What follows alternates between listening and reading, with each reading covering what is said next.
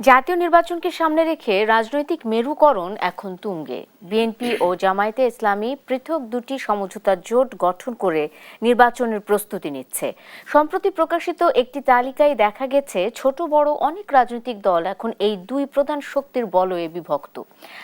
দীর্ঘ জল্পনা কল্পনা আর হিসাব নিকাশের অবসান ঘটিয়ে মনোনয়নপত্র জমার শেষ দিনে স্পষ্ট হয়ে গেছে ত্রয়োদশ জাতীয় সংসদ নির্বাচনের চূড়ান্ত চিত্র।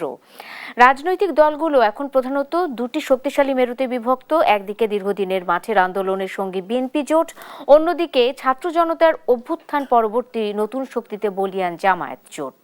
আওয়ামী লীগের অনুপস্থিতিতে এবারের নির্বাচন কার্যত এই দুই বৃহৎ জোটের শক্তি পরীক্ষার লড়াইয়ে পরিণত হয়েছে।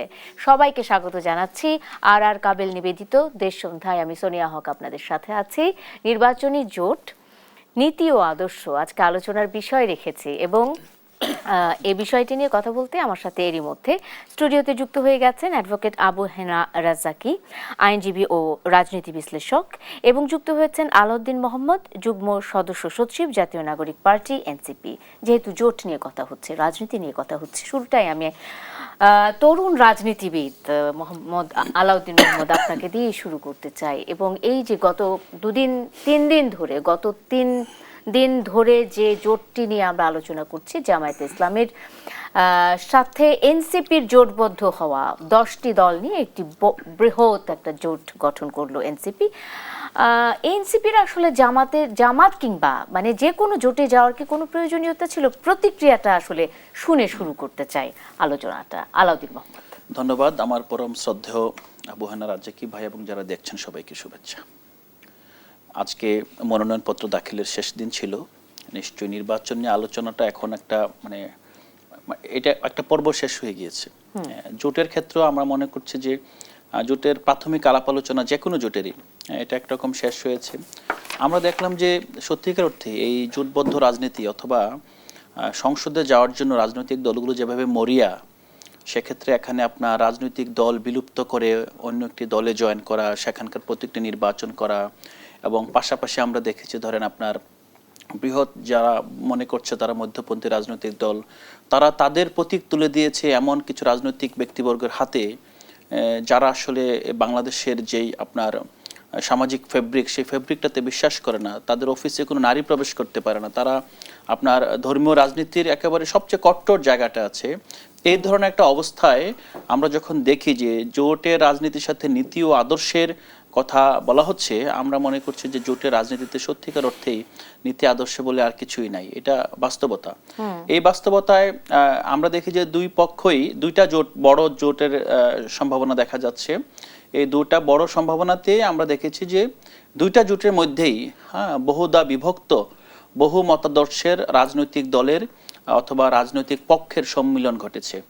এটা একদিক দিয়ে যখন আমরা বলতে পারি যে নীতি আদর্শ কি এই দুটা জোটের যারা শরিক হয়েছেন তাদের মধ্যে কি সবই বিলীন হয়ে গেল, আবার একই সাথে এটাও বলা যেতে পারে যে রাজনৈতিক দলগুলো বাংলাদেশের ক্রিয়াশীল রাজনৈতিক দল হিসেবে বিবেচিত, যাদের নেতাকর্মী আছে, সমর্থক আছে, যারা এখানে আপনার অপারেট করছে, তারা প্রতিটি রাজনৈতিক দল বাংলাদেশের স্বাধীনতা, সার্বভৌমত্ব এবং এখানে সামাজিক সংহতিতে বিশ্বাস করে বলেই নির্বাচন কমিশন কর্তৃক তারা নিবন্ধিত এবং তারা এখানে রাজনীতি করছে।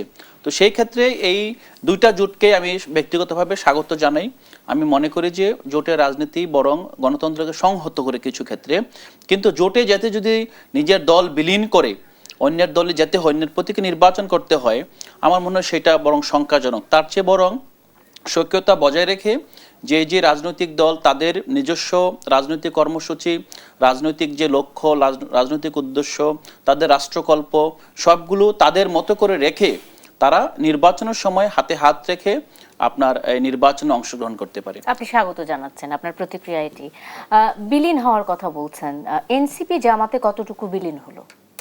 এনসিপি জামাতে বিলীন তো হওয়ার কোনো চান্স নাই, কারণ এনসিপি যারা নির্বাচন করবে তারা তাদের নিজস্ব প্রতীকে নির্বাচন করবে এবং আমরা আমাদের যে 24 দফা আছে, আমরা 24 দফার আলোকেই ভোটারের কাছে যাচ্ছি এবং আমরা রাজনৈতিক দল হিসেবে আমরা কোনো রাজনৈতিক জোটে গেলে সেই জোটটাতে আমরা ডমিনেন্ট হিসেবে থাকবো। যদিও এখনো পর্যন্ত কোনো জোট হয়নি, বরং যেটা হয়েছে এটা অনেকটা হলো সিট শেয়ারিং একটা সমঝোতা হয়েছে যে আমরা 30টা আসন নিয়ে 30টা আসন নিয়ে আপনারা কিভাবে ডমিনেট করবেন আপনারা? 30টা আসন তো দেখেন আসলে যখন গত 2018 সালের সংসদে আমরা তো জানি যে রাতে ভোট হয়ে গেছে, তারপরও বিএনপির 5-6 জন যারা শপথ নিয়ে সংসদে গিয়েছিলেন তারা কিন্তু সংসদে এই অল্প কিছু মানুষও তখন এত, বিশেষ করে আপনি যদি হারুন রশিদ ভাইয়ের কথা মনে করেন, আমাদের এখনো মনে আছে যে একজনের বক্তব্য আমরা ঘুরে ফিরে দেখতাম জনপরিসর, টিভি সব জায়গায় বিভিন্নভাবে উদ্ধৃত হচ্ছে।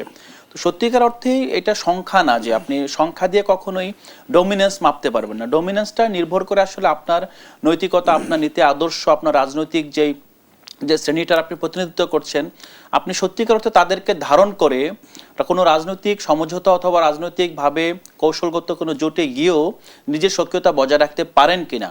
পাশাপাশি আরেকটা বিষয় আছে, যেমন আমরা যদি দেখি যে ধরুন আমাদের অংশগ্রহণ যদি কোনো রাজনৈতিক জোটকে অপেক্ষাকৃত লিবারাল এবং অপেক্ষাকৃত আপনার আরো ইনক্লুসিভ একটা জায়গায় টেনে আনতে পারে, হ্যাঁ, এমন না যে আপনার সবসময় 200টায় 100টাকে টেনে নিয়ে বেড়ায়, অনেক সময় 30টাও 270টাকে টেনে বেড়াতে পারে। ওকে, ফাইন। আমি আপনাকে এই জায়গাটাতে স্টপ করাতে চাই আলাউদ্দিন মোহাম্মদ। আমি চলে যেতে চাই অ্যাডভোকেট আবু হেনা রাজ্জাকি আপনার কাছে। অনেক সময় 30টা সিটি 270টাকে টেনে নিয়ে যেতে পারে। প্রশ্ন একটা, অনেকেই বলছে যে আসলে এই জোটের নামে জামাত এনসিপির ঘাড়ে সওয়ার হলো, মানে এনসিপি জামাতের ঘাড়ে সওয়ার হলো, নাকি জামাত এনসিপির ওপর ভর করে এখন নির্বাচনী বৈতরণী পার করতে যাচ্ছে, যেখানে বিএনপিরও একটা শক্তিশালী অবস্থান জোট নিয়ে আছে? রাজ্জাকি সাহেব, আপনার কি মতামত? ধন্যবাদ আপনাকে, আমার সহালোচক আলাউদ্দিন এবং দেশ টিভির দর্শক শ্রোতা। এখানে আপনি যেটা আজকে বিষয়বস্তু আনলেন সেটা হলো জোটের রাজনীতি, এবং সেক্ষেত্রে দুইটা বলয় দেখা যাচ্ছে। মানে আপনি যদি বড় দল বিএনপির সাথে একটা জোট আছে, জামাতের সাথে জোট আছে। সবচেয়ে এখানে একটা ইন্টারেস্টিং ব্যাপার বলি, এইবারের জোট, দুটো জোট প্রমাণ করে বাংলাদেশে যে আপনি যদি ভালো করে চিন্তা করেন, যে আপনি দেখবেন এখন রাজাকার বলি, মুক্তিযোদ্ধা বলি, যা কিছু বলি না কেন, দুইটা জোটের মধ্যেই কিন্তু এখন রাজাকার বা মুক্তিযোদ্ধা আছে। আবার দুই দলই, আপনি এত ব্যাখ্যার দরকার নাই, সব দলই রাজাকার এবং মুক্তিযোদ্ধা আছে, ভাগ হয়ে গেছে। এবং সবচেয়ে বড় কথা যে ভাইটাল দুজন মুক্তিযোদ্ধা, একজন আখতারুজ্জামান আর মেজর আখতার সাহেব, আর একজন হলো অলি আহমেদ সাহেব। এই দুইজন যখন জামাতে যোগ দেয় তখন মনে করেন আর কিছু বলার থাকে না। এখন কি এই দুইটা লোকরে আমরা রাজাকার বলবো, নাকি গোটা জামাতকে মুক্তিযোদ্ধার পক্ষের শক্তি বলবো? যেহেতু দুইটা জোটই এখন স্বাধীনতার পক্ষ শক্তি বিপক্ষ পক্ষ শক্তি আছে জোটের মধ্যে, সেক্ষেত্রে আপনাকে এখন এর সাথে তৃতীয় অ্যাড কি হয়, দ্যাট ইজ ইম্পর্টেন্ট। এখন এই মুহূর্তে তৃতীয় কোনো বিষয় যদি অ্যাড হয়, তাহলে আপনি লক্ষ্য করে দেখবেন হাদি কেন্দ্রিক ইনকলাব মঞ্চ। এখন ইনকলাব মঞ্চটা আমি দেখলাম কেউ কেউ আজকে বলতেছে এটা হাদি মঞ্চ, যাক সেটা বলুক, যে যাই বলুক, কিন্তু যেখানে তাকে কবরটা দেওয়া হয়েছে এটা কিন্তু একটা সেন্টার পয়েন্ট বলা চলে। এবং আমার কাছে কেন জানি মনে হচ্ছে যে মানুষের যে গুঞ্জন শুনি, এটাকে কেন্দ্র করে কিন্তু একটা প্ল্যাটফর্ম, বড় আকারের প্ল্যাটফর্মের দিকে রূপ নিতে যাচ্ছে। এবং সেখানে আপনি তরুণদের সমাগমটাই বেশি, এটা গেল একটা দিক। এখন যদি আপনি জামাতের যে জোটটা ধরেন, এখন এনসিপি জামাতের বিরুদ্ধে টাইম টু টাইম বহু কিছু বলছে, এবং আজকে তারা জামাতের সাথে জোটও বানাচ্ছে। এনসিপি আমার সাথে আছে, যখন বলছে এখন আবার জোটে যোগ দিছে, এটার জন্য আমি তাদেরকে দায়ী করছি না। আমি ইচ্ছা হলে বলতে পারি তোমাদের কোনো আদর্শ নাই, নীতি নাই, ইত্যাদি বলা যায়। কিন্তু 53 বছর যাবৎ পরিপক্ক রাজনীতিবিদরা যেভাবে বিক্রি করে আসছেন একটা কথা, যে রাজনীতিতে শেষ কথা বলতে কিছু নাই, so all of you are the master. তো আপনারা যা শিখিয়েছেন তার আদর্শে কোনো রাজনৈতিক দলের বলার কোনো অধিকার নাই এখন, যে তোমাদের আদর্শ নাই, অমুকে রাজাকার, অমুকে মুক্তিযোদ্ধা। পরিষ্কার স্বাধীনতার আজকে 53, 54, 55-তে আমরা পড়লাম, আজকে এই মুহূর্ত থেকে কর্নেল অলি সাহেব, আখতারুজ্জামান সাহেব জামাতে যোগ দিয়ে কনফার্ম করলেন যে বাংলাদেশে স্বাধীনতা যুদ্ধের পক্ষ এবং বিপক্ষ শক্তি বলতে বিতর্কটা থাকা উচিত নয়। এক, দুই, এই দুইজন মুক্তিযোদ্ধা যে দল থেকে আসছে সেখানে থাকতে পারলো না কেন, সেটাও কোশ্চেন মার্ক। তো সেই হিসাবে আপনি দুই দল আপনি বলা যায় না। তবে নির্বাচন যদি যেভাবে আমরা বলি যে 7 মাস আগে যে কথা বলছি সেই কথা সম্প্রতি দেখলাম খালেদ মহিউদ্দিনের চ্যানেলে আমাদের নুরুল কবির সাহেব বলছে যে 3টা স্টেক হোল্ডার, একটা হলো সরকার, আর একটা হলো আর্মি, আর হলো বড় রাজনৈতিক দল। যদি বিএনপিকে এককভাবে ধরির সাথে আপনার সাথে নিলে আপনার জামাত আর এনসিপি, এই 3টে স্টেক হোল্ডার যদি একত্র হয় তাহলে দেশ নির্বাচনের দিকে যাবে।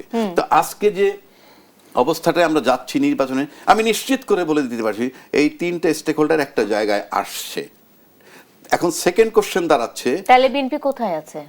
না 3টে স্টেক হোল্ডার মানে আমি যদি বিএনপি কে বাদ দেই, যদি আপনি বিএনপি স্টেক হোল্ডার সরে যায় হ্যাঁ, তাহলে আপনি নির্বাচনে ঝামেলা হবে, হ্যাঁ, নাও হতে পারে। আর যেহেতু এখন জামাত বিএনপি এনসিপি 3টা রাজনৈতিক দলের যদি একটা স্টেক হোল্ডার ধরেন তারা কিন্তু নির্বাচনমুখী হয়েছে।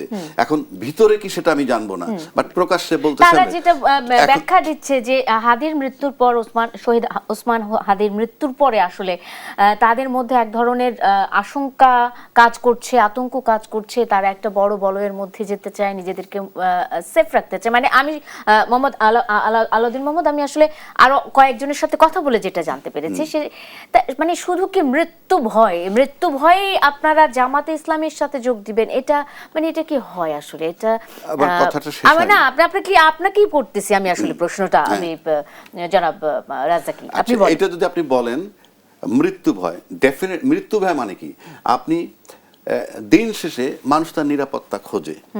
আপনি ফ্রম ডে ওয়ান এই ছেলেপেলেগুলো, আমি ছেলেপেলে বললে মাইন্ড করবে না, মাইন্ড করবে না, ডে ওয়ান ছেলেপেলেগুলাকে আমরা কিন্তু অপদস্থ করেছি। নাবালক, আগ্রুম বাগরুম, তারপরে চাঁদাবাজ। হ্যাঁ, বাংলাদেশের রাজনীতিবিদদের চাঁদাবাজি, তার বয়স 53 বছর। কে কতটুকু করে সেটা অন্য হিসাব। চাঁদাবাজির বয়স 53 বছর। এক, পলিটিক্যাল পার্টি চাঁদাবাজি দিয়ে চলে, পলিটিক্যাল লিডাররা চাঁদাবাজি দিয়ে চলে। ব্যাংক লুট করার পর লুট করে বড় বড় বিজনেস ম্যাগনেটরা সেই টাকা রাজনীতিবিদদের পকেটে যায় এবং ওই বিজনেস ম্যাগনেট শেল্টার পায়। This is nothing new in Bangladesh. কিন্তু ফ্রম ডে ওয়ান যখন তাদেরকে অপদস্থ করছে, তখন এখন একটা জিনিস বোঝা যাচ্ছে যে সবাই বোধহয় তাদের বিরুদ্ধে বক্তব্য রাখছেও যথেষ্ট। এখন ওটা যদি আপনি ধরেন সেই হিসাব করে যদি জামাতে যেয়ে থাকে, তাদেরকে তো বিএনপিও নিতে পারতো। আমি যদি বিএনপির নেতা হইতাম, আমি বললে হয়তো তারা ভাববে তুমি কেডা। আমি বিএনপির নেতা হইলে ফ্রম ডে ওয়ান আমি রাষ্ট্রপতিকে অপারেশনের পক্ষে থাকতাম, ওদেরকে আমি গিলে ফেলতাম। হ্যাঁ, আমি কিন্তু ওদেরকে গিলে ফেলবো, হজম করবো, আন্দোলন করতে দিব না। কিন্তু রাষ্ট্রপতি অপারেশনের সাথে আমি থাকতাম, থাকার পর ওদেরকে সাথে আনতাম, ওদের আস্থা আসতো, তারপরে নির্বাচন করতাম। আমি যা হওয়ার তাই। বিএনপির সাথে তো আলোচনা হয়েছিল, চূড়ান্ত তো আসলে আসন ভাগাভাগি নিয়ে তো সেখানে আসন ভাগাভাগির বিষয় না, বিএনপি কেন নেয় নাই সেটা আমরা জানি না, সেটা বিএনপির ব্যাপার। কিন্তু বিএনপিতে তো আমরা দেখছি কুমিল্লায় নাকি আওয়ামী লীগের লোগো যোগ দিছে, নেতাকর্মী কিছু যোগ দিছে। তাহলে আপনারা যদি লক্ষ্য করেন, জুলাই চেতনার বিরুদ্ধে যে আওয়ামী লীগ, এতে কোনো সন্দেহ নাই। আর একটা দল বিরুদ্ধে না পক্ষে সেটা আমি জানি না, কিন্তু আওয়ামী লীগ তো বিরুদ্ধে, কারণ আওয়ামী লীগকে সরানো হয়েছে। তা সেই আওয়ামী লীগের যদি কেউ আশ্রয় দেয়, তো ন্যাচারালি তো একটা সন্দেহের জায়গা তৈরি হয় যে আমরা যাদেরকে তাড়াইলাম, তাদেরকে যারা আশ্রয় দেয় তারা আমাদের পক্ষের কিনা। সে কারণে মন্দের ভালো যদি হিসাব করে যেয়ে থাকে, আর জামাত যদি তাদের সাথে জোট করে থাকে, ওই যে বললাম আপনার স্বাধীনতার পক্ষ বিপক্ষ শক্তি ম্লান হয়ে গেছে এই কর্নেল ওলি এবং আখতারুজ্জামান যোগ দেওয়ার পর, সেক্ষেত্রে যদি এনসিপি তাদের সাথে জোট করে, তাহলে অন্তত একটা জিনিস বোঝা যায় যে যারা জুলাই চেতনা ধারণ করে তাদেরকে যারা আশ্রয় দিবে, তারা প্রাথমিকভাবে ধরে নিতে পারে যে তারা হয়তো জুলাই চেতনা ধারণ করে। এখন তারাও যদি মুরব্বী গোছর হয় এবং সময়ের ব্যবধানে যদি তাদেরকে গিলে খেয়ে ফেলে থাকে, সেটা অন্য প্রশ্ন। আমি সেখানে যাচ্ছি। একটা আশঙ্কার কথা থেকেই যায়, গত মানে মুক্তিযুদ্ধের কথা যদি আমরা বলি, মুক্তিযুদ্ধ ৭১-এর মুক্তিযুদ্ধের মাধ্যমে বাংলাদেশের জন্ম হয়েছে, এটা তো একেবারে কখনোই অস্বীকার করা যাবে না। সেই মুক্তিযুদ্ধ নিয়ে জামায়াতে ইসলামীর বরাবর নানা রকম একটা কখনোই পরিষ্কার অবস্থান ছিল না। সেইখানে সেই মুক্তিযুদ্ধকে যারা এখন পর্যন্ত স্বীকার করতে পারে না, তারা জুলাইকে স্বীকার করবে, জুলাইকে স্বীকৃতি দিবে শুধুমাত্র একটা সনদে স্বাক্ষর করেছে বলেই। এই গ্যারান্টি আসলে আলাউদ্দিন মোহাম্মদরা কোথায় থেকে পেল? একটা বিরতির পরে সেই প্রশ্নটা থাকলো আপনাদের কাছে। একটা বিরতি নিচ্ছি। আর কাবেল নিবেদিতদের সন্ধ্যের সঙ্গে থাকুন, ফিরছি এক্ষুনি। বিরতির পর স্বাগত আরেকবার। দেখছেন আর কাবেল নিবেদিতদের সন্ধ্যা। আমি সোনিয়া হক আপনাদের সাথে আছি এবং আলোচনা করছি নির্বাচন জোট, নীতি ও আদর্শ এই বিষয়গুলো নিয়ে। আমি ছোট্ট কতগুলো মন্তব্য দিয়ে শুরু করতে চাই এবং প্রথম প্রশ্নটা আলাউদ্দিন মোহাম্মদ আপনার কাছেই থাকবে। সেটি হলো যে 5 আগস্ট পরবর্তী সময়ে আমরা বিভিন্ন এনসিপির বিভিন্ন নেতাদের মুখ থেকে অনেক কথা শুনেছি জামাত প্রসঙ্গে। প্রথম প্রসঙ্গটি বলতেছেন নাসিরউদ্দিন পাটোয়ারি, তিনি বলছেন জামাতকে বলবো ভণ্ডামি বাদ দেন, আপনাদের মনে এক অন্তরে আর এক। হান্নান মাসুদ বলছেন জামাতের কার্যক্রম এরশাদের মতো। অন্যদিকে আমি যদি বলি জামাত কি কোনো ইসলামী দল, তা সঠিকভাবে জানি না এবং মনেও হয় না, এটা বলছেন হাসনাত আব্দুল্লাহ। এবং জামাত ইসলামিক দল নয়, জঙ্গি সংগঠন বলছেন সারোয়ার তুষার। সর্বশেষ জনাব নাহিদ ইসলাম বলছেন জামায়াতে ইসলামীর পিআর পদ্ধতির আন্দোলন পরিকল্পিত রাজনৈতিক প্রতারণা।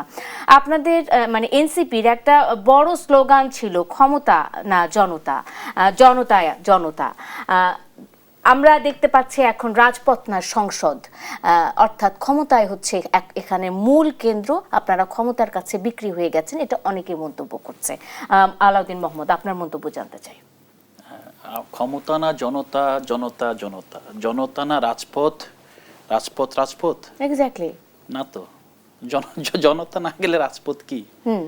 এট দ্য এন্ড তো কিন্তু এখন জনতাই। তো সংসদ মুখ্য হয়ে গেছে, আপনাদের কাছে ক্ষমতাটা মুখ্য হয়ে গেছে। আমরা ডেমোক্রেসি চাই, আমরা সংসদ ছাড়া আমরা কি চাইবো বলেন? আমরা বলবো যে আমরা সংসদে যাব না, রাস্তায় থাকবো? আমরা কি অগণতান্ত্রিক শক্তির মতো বলবো যে আমরা সংসদে বিশ্বাস করি না? স্বতন্ত্রভাবে দাঁড়াতো তাহলে তারা সংসদে যেতে পারবে না, এটা আপনার কেন মনে হলো? দেখেন, বিষয়টা হলো যে আপনি বলছেন যে বাবা সাঁতার কাটতে যাও, ভাইও বলছেন যে সাঁতার কাটতে যাও, কিন্তু দেখা যায় আমি সাঁতার কাটতে নেমে দেখলাম যে আমি ডুবে যাচ্ছি।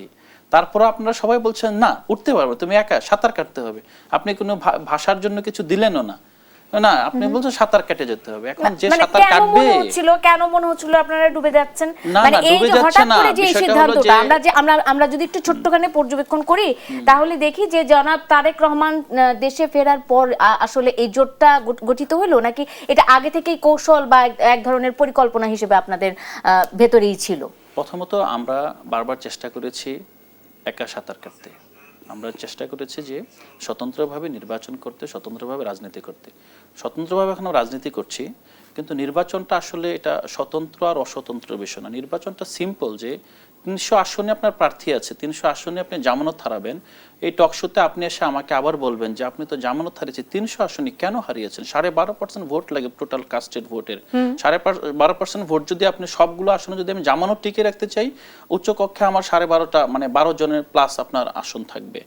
এরকম একটা অবস্থা দেখেন বাংলাদেশের যে রাজনীতি, এই রাজনীতিতে আমরা দেখছি যে আমরা ভেবেছিলাম যে নির্বাচন হয়তোবা যে আরপিও সংশোধন হচ্ছে, যেটা আপনার যে প্রার্থী প্রতি 10 টাকা, এই 10 টাকার মধ্যে খরচ সীমিত থাকবে এবং নির্বাচন কমিশন খুব স্ট্রং একটা কমিশন হবে।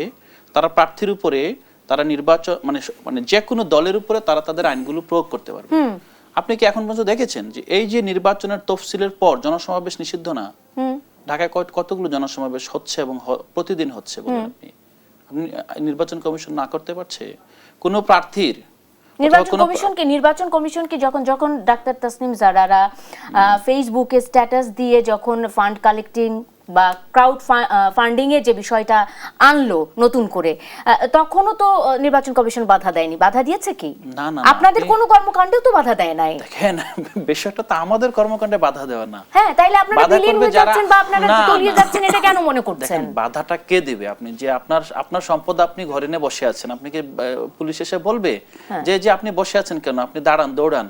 যে আপনার সম্পদ চুরি করতে আসছে আপনি বাধা দিবেন তাকে, যে আইন ভঙ্গ করছে। আপনাদের 5 আগস্টের পরে যে আত্মবিশ্বাস ছিল, যে আইন ভঙ্গ করছে তাকে বাধা দিবে। আপনি ঢাকা শহরের প্রতিটা অলিতে গলিতে একটি রাজনৈতিক দলের প্রধান এবং একই সাথে সংসদ আসনের প্রার্থীর পোস্টার, ব্যানার, লিফলেট, ফেস্টুনে ছেয়ে গিয়েছে। নির্বাচন কমিশন নির্বিকার, কিন্তু কথা ছিল কি তফসিল ঘোষণার পর আমরা দেখেছি যে প্রার্থীরা তাদের লোকজন দিয়ে পোস্টারগুলো ছিঁড়ে ফেলছে, ফেস্টুন নামিয়ে ফেলছে। আপনার গ্রাউন্ডটা বুঝেন, গ্রাউন্ডটা হলো যেই পেশি শক্তি নির্বাচনকে নিয়ন্ত্রণ করে বাংলাদেশে, এই পেশি শক্তির ব্যবহার তো বন্ধ হয় না। আমরা তো ভেবেছিলাম যে এই পেশি শক্তির ব্যবহার বন্ধ হয়ে যাবে, আমাদেরকে বারবার বলা হয়েছিল 5 তাইলে আগস্টের এখন পর। আপনাদেরকে নতুন করে একটা পেশি শক্তির সাথে আপনাদেরকে যুক্ত হতে হবে, যেহেতু আপনারা দুর্বল। পেশি শক্তির সাথে না, আপনার কাছে আলোচনা আসবো।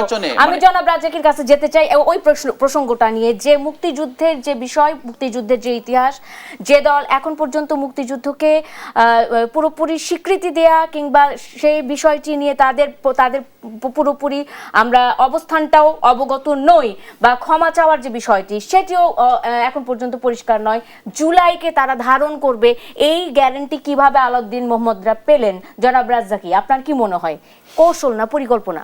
আচ্ছা, ধন্যবাদ আপনাকে এবং আমার সহ-আলোচক।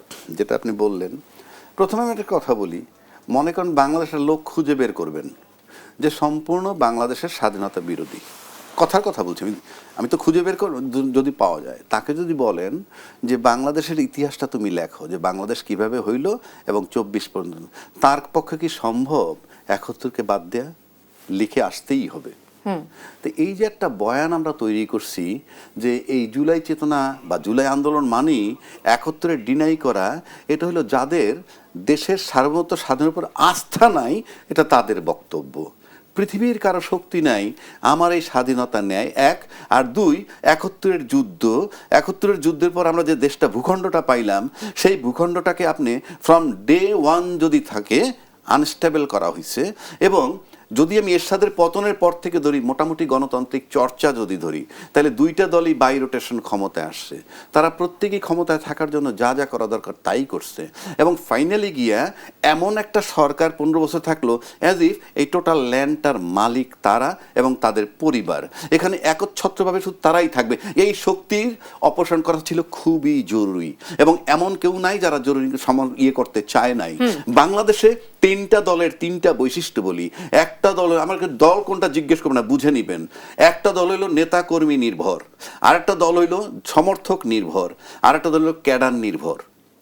এবং এই যে নেতা কর্মী নির্ভর যারা, তাদের রাজনীতি মাঠে সবসময় টিকে থাকে কম আর বেশি, যে তারা 15 বছর নির্যাতন করার পরও এখনো কিন্তু বিচ্ছিন্নভাবে তাদের স্লোগান, মিছিল, মিটিং যতটুকু হয় হচ্ছে, কারণ নেতা কর্মী নির্ভর।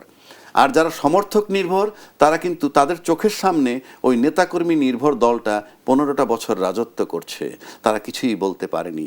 তাদের সাথে যখন ক্যাডার যুক্ত হইল, তখন যারা আন্দোলন শুরু করছে, তাদের ক্যাডার ভিত্তিক যারা, তারা যখন যুক্ত হইল, সেই ছদ্মবেশে ঘাপটি মারা থাকুক আর যাই থাকুক, তখন কিন্তু তাদের পতন হইল। তা সমর্থক গোষ্ঠী, সমর্থক নির্ভররা কি করে, এরকম সিচুয়েশনে দে গেট দ্য বেনিফিট। তো এই জন্য আমি বললাম, যেটা আপনি বললেন যে এটা কোনোভাবেই খায় না, 24টা হলো 71-এর এক্সটেনশন, অর্থাৎ ভূখণ্ডটা যেটা আমরা পাইছিলাম সেটাকে অকুপাই করে গায়ের জোরে রাখতেছিল কুক্ষিগত করে। কারণ ওই সরকার যদি পতন না হইতো, তাইলে কিন্তু 29 সাল পর্যন্ত এখনো জঙ্গিবাদ দমন হইতো, এবং এখনো যারা আজকে নির্বাচন করলে ক্ষমতায় যাওয়ার প্রত্যাশী, তারা কল্পনাই করতে পারতো না। সুতরাং সে কারণে বলছি, ওই 71 বাতিল, এটা একটা ন্যারেটিভ তৈরি করা। ভাবটা এরকম যে মুক্তিযুদ্ধের সপক্ষের শক্তি ক্ষমতায় ছিল, তারাই দিয়েছে। কেন, এটা কি তামাশা নাকি? আপনি চলে গেলে আমার মুক্তিযুদ্ধ চলে যাবে? আমি বঙ্গবন্ধু মারা গেছে, তাই তো বহু আগে মুক্তিযুদ্ধ চলে যেত। বঙ্গবন্ধু মারা যাওয়ার পর মুক্তিযুদ্ধ চলে যেত। জিয়াউর রহমান সাহেব ছিলেন একজন বীরুত্তম, উনি মারা যাওয়ার পরও মুক্তিযুদ্ধ চলে। এই যে ভুয়া ন্যারেটিভ তৈরি করে, সেটাকে একেবারে চোখে আঙ্গুল দিয়ে দেখাই দিল যে এটা চলে না, এটা চলে না। সেটাই কর্নেল অলি এবং আখতারুজ্জামান দেখাই দিছে ওখানে যুক্ত হয়ে। এইবার আসেন ফলাফল কি হলো। ফলাফলটা হলেই, এখন আমি আগেও বলছি এখনো বলছি, 7 মাস আগে বলছি 3টে স্টেক হোল্ডার একত্র হইতে হবে। নির্বাচনের দিকে যাচ্ছি শুধুমাত্র 3টে স্টেক হোল্ডার ঐক্যমত্যে আসছে বইলা, ওই রাজনীতিবিদ খুচরা হিসেবে কিচ্ছু আসে যায় না, ঐক্যমত্য হইছে, তাই নির্বাচনের দিকে যাচ্ছে। এখন যে রেজাল্টটা হইলো, আপনি জুলাই চেতনার যে ধারণ করে 16 বছর তরুণ ভোটার, 4 কোটি ভোটার, তারা কিন্তু শুধুমাত্র পতিত সরকারের অ্যাক্টিভিটিস দেখছে। আর এরা ওই সরকার পতিত হওয়ার পর এই 4 কোটি তরুণ ভোটার কিন্তু দেখছে 5 আগস্টের পর থেকে এক্সিস্টিং যে দলগুলো যারা মাঠে আছে তাদের অ্যাক্টিভিটিস। সুতরাং তারা সিদ্ধান্ত নেবে ভোট কোথায় যাবে। এখন ভোট যদি আপনি নিশ্চিত করেন, মানে সুন্দর একটা ভোটের আয়োজন করতে পারেন, আমি নিশ্চিত করে বলে দিচ্ছি, কেউ ইনশিওর করতে পারবে না কে ক্ষমতায় যাচ্ছে। একটা বিরতি নেই, একটা বিরতি নেই, ফিরছি। আর কাবিল নিবেদিত দেশ সন্ধ্যায় সঙ্গে থাকুন, ফিরছি করি। বিরতির পর স্বাগত আরেকবার দেখছেন আর কাবেল লিমিটেড। তো দেশ সন্ধ্যা, সোনিয়া হক আপনাদের সাথে আছি। নির্বাচন জোট, নীতি ও আদর্শ নিয়ে কথা বলছিলাম, আলোচনায় ফিরতে চাই এবং শুরুটাই আসলে আমি করতে চাই আলাউদ্দিন মোহাম্মদ। একটু আগে আমরা দেখলাম যে জনাব আসিফ মাহমুদ সজীব ভুঁইয়াও এনসিপিতে যোগ দিলেন এবং তাকে একটি দায়িত্ব দেওয়া হয়েছে, দলের বড় একটি দায়িত্ব দেওয়া হয়েছে। আমরা যদি একটু গত কয়েকদিনের এনসিপির বিভিন্ন সময়ে বিভিন্ন নেত্রীদের পদত্যাগের বিষয়টি নিয়ে একটু যদি আপনার কাছে জানতে চাই। দলীয় নেতাদের পদত্যাগ দলে প্রভাব ফেলবে কিনা এই প্রশ্ন করা হয়েছিল আক্তার হোসেনের কাছে। তিনি বলছেন যে এনসিপি শুরু থেকে অনেকেই আমাদের সঙ্গে দলে যুক্ত হয়েছেন, হয়তো অনেকে পদত্যাগও করেছেন। যে ব্যক্তির যে সিদ্ধান্ত, সেই সিদ্ধান্তকে আমরা অবশ্যই শ্রদ্ধা করি। একই সাথে আমরা মনে করি অতীতেও আমাদের দল থেকে দু একজন বিচ্ছিন্নভাবে পদত্যাগ করেছিল, সে সময়ও আশঙ্কার কথা বলা হয়েছিল। একদিকে যোগদান করছেন এনসিপিতে, অন্যদিকে এনসিপির খুব গুরুত্বপূর্ণ কিছু মানুষজন দল ত্যাগ করছে। দলে কোনো প্রভাব পড়বে কিনা এবং এনসিপিকে আগে মানুষ যেভাবে দেখতো এই জোট গঠনের পরে সে ভালোবাসা এনসিপি পাবে কিনা, একটু প্রশ্ন, এটা দর্শকের প্রশ্ন আপনাকে করলাম আর কি। প্রথমত আপনার আজকে আসিফ মাহমুদের এনসিপিতে জয়েন করা আমাদের জন্য খুবই আনন্দের, কারণ আসিফ মাহমুদ গণঅভ্যুত্থানের পোস্টার বয় ছিলেন। গণঅভ্যুত্থানে আপনি দেখেছেন যে আমরা কোটা সংস্কার আন্দোলন থেকে শুরু করে যেভাবে এইটা আন্দোলন দানা বেঁধেছিল, তাকে সেখানে তো ঐতিহাসিক ভূমিকা ছিল। তাকে সম্মানিত করা এবং তাকে এই তরুণদের রাজনৈতিক দলে অন্তর্ভুক্ত করা, এটা আমাদের জন্য সত্যিকার অর্থে একটি আনন্দের, এবং আমরা প্রত্যাশা করি তার এই অন্তর্ভুক্তি দলকে আরও সংহত করবে এবং জুলাই গণঅভ্যুত্থানের যে অসমাপ্ত যেই প্রত্যাশা, যেই জায়গা আমরা এখনো সাফার করছি, সেই জায়গাগুলোতে অবদান রাখতে পারবে। রাজনৈতিক দল হিসেবে একটি প্রতিষ্ঠান, রাজনৈতিক দল তো মূলত একটি প্রতিষ্ঠান, তো প্রতিষ্ঠান সৃষ্টির সময় সবাইকেই প্রতিষ্ঠানের মূল্যবোধ অথবা প্রতিষ্ঠানটা কি ভ্যালুজ নিয়ে এগিয়ে যাবে বোঝানো সম্ভব হয় না। আর অভ্যুত্থানের পরে যে বাস্তবতাটা ছিল, তখন আসলে আপনি দেখেছেন যে একই সাথে নিকাব পরা নারী যেভাবে হল থেকে বের হয়ে আসছে, তার সাথে আপনার প্যান্ট ফতোয়া পরা একজন নারীও বের হয়ে আসছেন। তাদের মধ্যে কোনো ভেদাভেদ ছিল না। তো ওই সময়ের মধ্যে যে একটা ঐক্য তৈরি হয়েছিল, ওইটার প্রেক্ষাপটে কিন্তু দল তৈরি হয়েছে। কিন্তু ভেদাভেদ যে ওই সময় ছিল না, তা কিন্তু তাদের মধ্যে যে ভেদাভেদ একেবারে ঘুচে গিয়েছে অথবা নাই, তা কিন্তু না। ভেদাভেদটা জাতীয় প্রয়োজনে কমে এসেছিল। এনসিপিও এমন একটা জায়গা তৈরি করেছে যেখানে এই ভেদাভেদটা জাতীয় প্রয়োজনে অনেকটাই কমে এসেছে। এনসিপিতে আপনি বিভিন্ন আপনার শ্রেণী, পেশা, আদর্শ এবং আপনার মতাদর্শের মানুষ পাবেন, কিন্তু মূল জায়গাটা হলো যে এখনো অনেকে আছেন যারা সত্যিকার অর্থেই মানে এই যে সহাবস্থানের রাজনীতি অথবা সবাই মিলে যে বাংলাদেশপন্থী একটা শক্তি তৈরি করা, সেটাতে আসলে এখনো আমরা বিশ্বাস করি তাদের আকাঙ্ক্ষা আছে, তাদের স্পিরিট আছে, কিন্তু একই সাথে এটি টিম হিসেবে কাজ করার জন্য যে অ্যাকোমোডেশনের ব্যাপার আছে, এটাতে আমরা এখন ট্রায়াল এন্ড এররের মধ্যে দিয়ে যাচ্ছি। বাট আমরা খুবই আন্তরিক এবং আমরা যারাই কোনো না কোনো ভাবে আমাদের সাথে এখন থাকতে পারছেন না, আমরা বিশ্বাস করি তারা যেখানে যাবেন তারা ভালো থাকবেন, তাদের যে স্পিরিট বজায় রাখবেন এবং আমাদের সাথে তাদের কমরেডশিপ অব্যাহত থাকবে। অসংখ্য ধন্যবাদ আলাউদ্দিন মোহাম্মদ। আমি চলে যেতে চাই অ্যাডভোকেট আবু হেনা রাজাকে আপনার কাছে। কি ফলাফল দাঁড়ালো শেষ পর্যন্ত, সেই বিষয়টি নিয়ে আপনি কথা বলছিলেন। বিরতিতে যাবার আগে আমি অন্য কোনো প্রশ্ন তো আপনাকে করতে চাই না। ভেরি সিম্পল, আমি যেটা বলতে চাচ্ছিলাম যে 1 নম্বর, জামাতকে নিয়ে সব দলই জোট বানাইছে, জোট বানায় ক্ষমতায় গেছে, জোট বানায় আন্দোলন করছে, সুতরাং জামাতের সাথে যে এনসিপি যুক্ত হয়েছে এই বিতর্কটা অবান্তর, কারো কোনো রাইট নেই। তখন এত কথা হতো না, এখন এত কথা হচ্ছে কেন? আপনি মুক্তিযুদ্ধের বিপক্ষ শক্তি, তার বিচার করছেন, বিচারের 5 জনের 10 জনের ফাঁসি দিছেন, বাকিদেরকে দিতে পারেন নাই, এই দায়িত্ব জামাতের নয়।